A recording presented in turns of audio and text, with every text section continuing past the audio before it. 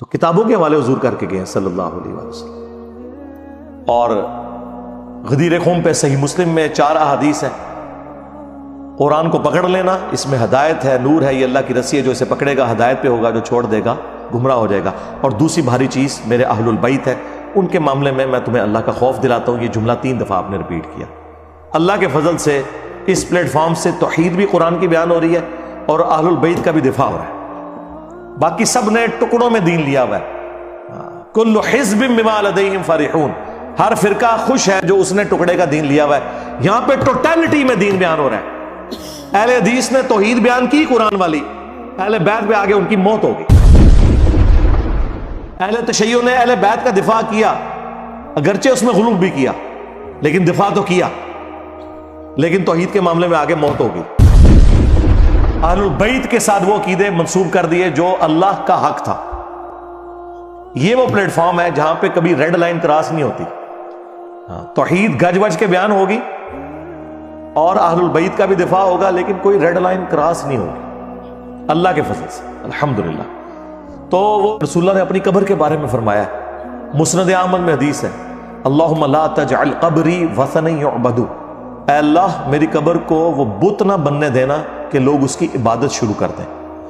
رسول اللہ نے اپنی قبر کو بت کہہ دیا.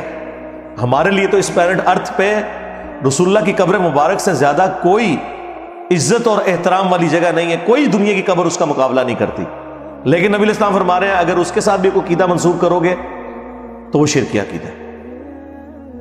اسی لیے بخاری اور مسلم دونوں میں حدیث ہے، سیدہ عائشہ سلام اللہ علیہا ہماری ماں کہتی ہیں کہ نبی علیہ السلام کے آخری دن چل رہے تھے بیماری کے، وفات سے کچھ عرصہ پہلے آپ کو جب تکلیف ہوتی تو آپ اپنے چہرہ مبارک سے چادر کو ہٹاتے اور بار بار ایک جملہ بولتے، لعن اللہ الیہود والنصارى اتخذوا قبور انبیائہم مساجدہ، اللہ کی لعنت ہو یہود و نصارہ پر جنہوں نے اپنے نبیوں کی قبروں کو سجدہ گاہ بنا لیا تھا.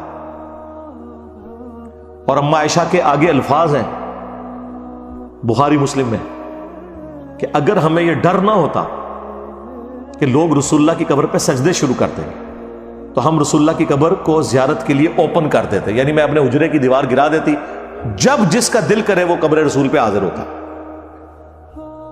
لیکن ہمیں ڈر تھا کہ رسول اللہ ہمیں ڈرا رہے تھے. ادھر تو اما عائشہ کو کسی نے کہا کہ شرک تو ختم ہو چکا ہے. اس کے اوپر میں نے پوری ویڈیو ریکارڈ کروائی ہے جنہوں نے آؤٹ آف کانٹیکسٹ بات کی ہے. مجھے اپنے بات تم سے شرک کا خوف نہیں، وہ پوری ایک ڈاکٹرین ہے جو میں نے بیان کی ہے، وہ آپ میری ویڈیو دیکھ لیں. انہیں پتا تھا کہ بخاری میں حدیث موجود ہے. سیدنا عمر کہتے ہیں میں نے رسول اللہ کو منبر پہ یہ بات کہتے ہوئے سنی تھی، دیکھنا میری شان کو اس طرح بلند نہ کرنا جس طرح نصارہ نے اپنے پیغمبر کو بڑھا دیا تھا. میں اللہ کا بندہ اور اس کا رسول ہوں، مجھے اللہ کا بندہ اور اس کا رسول ہی کہنا، محمدن عبدہ ورسول. الحمدللہ ہم یہی کہتے ہیں. اسی لیے تو میں کہتا ہوں کہ رسول اللہ کی کامیابی ہے کہ آپ کی میت کے اوپر محفل میلاد نہیں ہو رہی،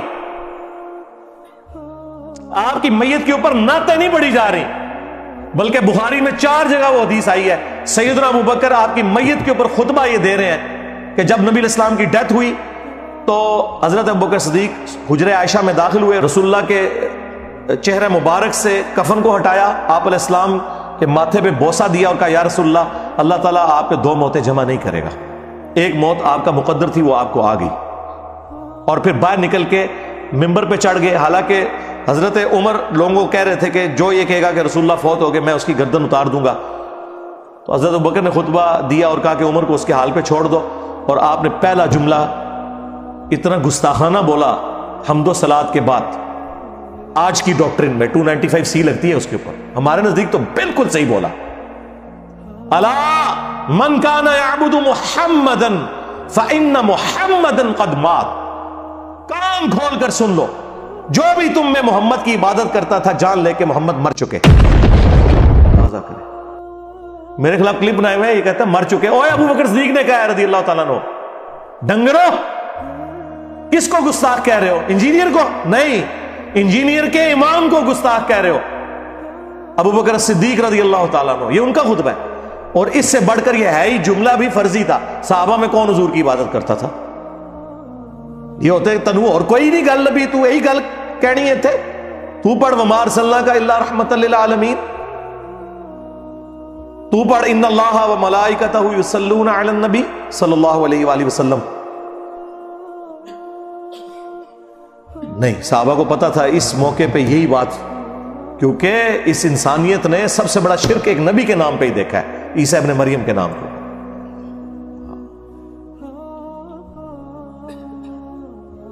تم میں جو بھی محمد کی عبادت کرتا تھا جان لے کہ محمد مر چکے. ومن کان یعبد اللہ فإن اللہ حی لا یموت. اور جو کوئی اللہ کی عبادت کرتا تھا وہ جان لے کہ اللہ زندہ ہے، اسے کبھی موت نہیں آئے گی. یہ سنائے گا. اور پھر حضرت ابوبکر نے اپنے اس جملے کی تائید میں قرآن کی آیت پیش کی. پہلے جو کچھ بولا وہ نہ آیت تھی نہ حدیث تھی، ان کا ذاتی فتویٰ تھا، لیکن انہوں نے ڈیڈکٹ کیا قرآن کی آیت سے. ہو سکتا ہے اتنے کوئی کھلوئی نہ جائے جی قرآن دی تو ثابت کرو، تو حضرت ابوبکر نے خود ہی ثابت کر دیا. آپ نے سورہ آل عمران کی آیت نمبر 144 پڑھی، وما محمد الا رسول قد خلت من قبلہ الرسل افإن مات او قتل. محمد تو نہیں مگر ایک رسول، ان سے پہلے بھی کئی رسول گزرے، اگر یہ مر جائیں یا قتل کر دیے جائیں اور پاکستان میں وصال فرما جائیں یا شہید ہو جائیں. پاکستان میں تو یہ ترجمہ کرنا پڑتا ہے. تو کیا تم دین سے الٹے قدم پھر جاؤ گے؟ یعنی تم نے کوئی نبی پہ احسان کیا ہے ایمان قبول کر کے، اپنے اوپر احسان کیا ہے. پھر دوسری آیت پڑھی سورہ الزمر کی آیت نمبر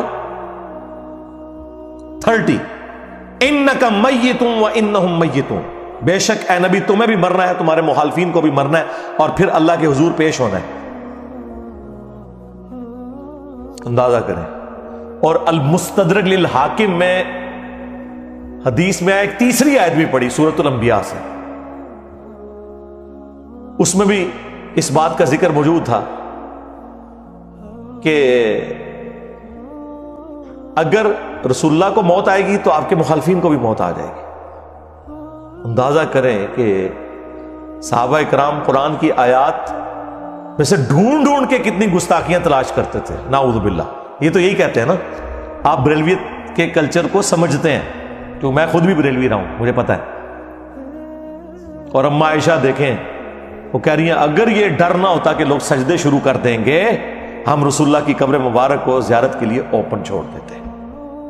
ایک اور حدیث ہے بخاری اور مسلم دونوں میں، اما عائشہ اس کی راویہ ہیں، وہ کہتی ہیں کہ رسول اللہ کی بیماری کے دن چل رہے تھے اور آپ کی 2 بیویاں وہاں پہ موجود تھیں، یعنی 3 بیویاں اکٹھی ہیں، سیدہ ام حبیبہ اور ام سلمہ. اور وہ آپس میں بات کرنا شروع ہو گئی، اور یہ دونوں سینئر اصحاب میں سے ہیں اس حوالے سے کہ دونوں نے ہجرت حبشہ بھی کی ہوئی ہے، جو ہجرت مدینہ سے بھی پہلے کی تھی. تو وہ ذکر کر رہی تھی کہ جب ہم حبشہ ہجرت کر کے گئے تھے تو بخاری مسلم کے الفاظ ہیں، ام سلمہ اور ام حبیبہ آپس میں یہ بات کر رہی تھی کہ وہاں ہم نے ماریا نام کا ایک گرجا دیکھا تھا جس میں تصویریں لٹکی ہوئی تھی، اور نبی علیہ السلام تکلیف کی وجہ سے لیٹے ہوئے تھے. آپ اس بیماری کے عالم میں بھی اٹھ گئے. آپ نے کہا ان میں یہی تو خرابی تھی کہ جب ان میں کوئی نبی یا نیک آدمی فوت ہو جاتا تھا وہ اس کی قبر کے اوپر تصویریں لٹکا دیتے تھے اور وہاں پہ سجدے شروع کر دیتے تھے. قیامت کے دن یہ لوگ بدترین مخلوق بن کے ابھریں گے. اللہ اکبر. آپ کو یہ نہ سمجھے یہ اگلے لوگوں کی بات ہے، نہیں. اب وہ حدیث جو میں نے پہلے بیان کی بخاری مسلم کی وہ دوبارہ یاد کر لیں. تم بھی اگلے لوگوں کے پیچھے چل پڑو گے قدم با قدم، بالشت بر بالشت، حتیٰ کہ ان میں سے کوئی گوہ کے سوراخ میں داخل ہوا تم بھی یہی کام کرو گے. اور پوچھا گیا اگلے لوگ کیا یہود و نصارہ؟ فرمایا وہی تو ہیں. اور اس کو یہ ہمارے ڈاکٹر اشرف جلالی صاحب توحید کے نام کے اوپر شرکیہ کانفرنس کرتے ہیں ہر سال. وہ کہتے ہیں یہ فیشن کے بارے میں نہ، پرانیاں گلاں، پرانے بانے، پرانے دھوکے. ترمذی میں اس کا شان ارشاد موجود ہے. کس موقع پہ حضور نے کہا؟ فیشن کے اوپر نہیں کہا، شرکی ایکٹیویٹی پہ کہا. جب صحابہ نے کہا آپ بھی ہمارے لیے ایک درخت مقرر کر دیں جہاں پہ ہم برکت کے لیے اسلحہ لٹکائیں، تو آپ نے فرمایا تم نے وہی بات کی ہے جو موسیٰ کے ماننے والوں نے کی تھی. سورۃ الاعراف آیت نمبر 138 کہ خدا کا بت مقرر کرتے. کسی صحابی نے نہیں کہا کہ درخت تو ہم برکت کے لیے مانگ رہے ہیں، کوئی پوجنے کے لیے نہیں مانگ رہے، کوئی ہم نے اسٹیچو نہیں اللہ کا بنایا، آپ اس کو اس سے کیوں کمپیئر کر رہے ہیں؟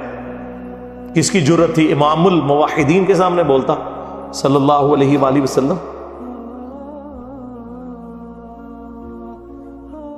صحیح مسلم میں حدیث ہے، نبی علیہ السلام نے اپنی وفات سے 5 دن پہلے کہا، آپ علیہ السلام نے فرمایا خبردار میں تمہیں ڈراتا ہوں اس بات سے کہ اگلے لوگوں میں سے جب انبیاء یا نیک بندے فوت ہو جاتے تھے لوگ اس کی قبروں پہ سجدے شروع کر دیتے تھے، یہ کام تم نہ کرنا۔ اور یہ جندب رضی اللہ تعالیٰ عنہ کے الفاظ ہیں کہ یہ آپ نے اپنی وفات سے 5 دن پہلے یہ بات کہی تھی۔ یار جو شخص اتنا سینسٹیو ہو، اس کے ماننے والی امت، اس کی قبر مبارک کو تو چھوڑ دیں، دنیا میں جہاں کوئی قبر نظر آئے اس کے ساتھ اس قسم کے عقیدے وابستہ کرنا شروع کر دیں۔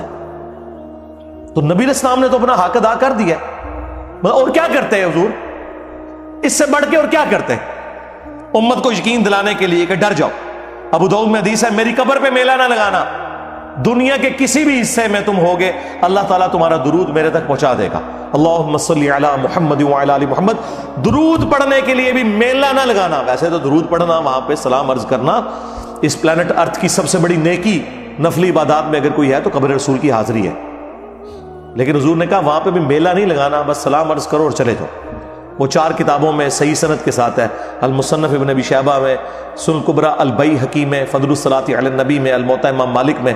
عبداللہ بن عمر جب بھی سفر پہ جاتے یا واپس آتے تو مسجد نبوی میں 2 نفل پڑھتے اور قبر رسول پہ آ کے عرض کرتے السلام علیکہ یا رسول اللہ، السلام علیکہ یا ابا بکر، السلام علیکہ یا عمر، یعنی وہ تینوں قبروں پہ جاتے، اے اللہ کے رسول آپ پہ سلام ہو، اے ابو بکر آپ پہ سلام ہو، اے عمر آپ پہ سلام ہو، ایک روایت میں ہے یا ابتا، اے میرے باپ آپ پہ سلام ہو۔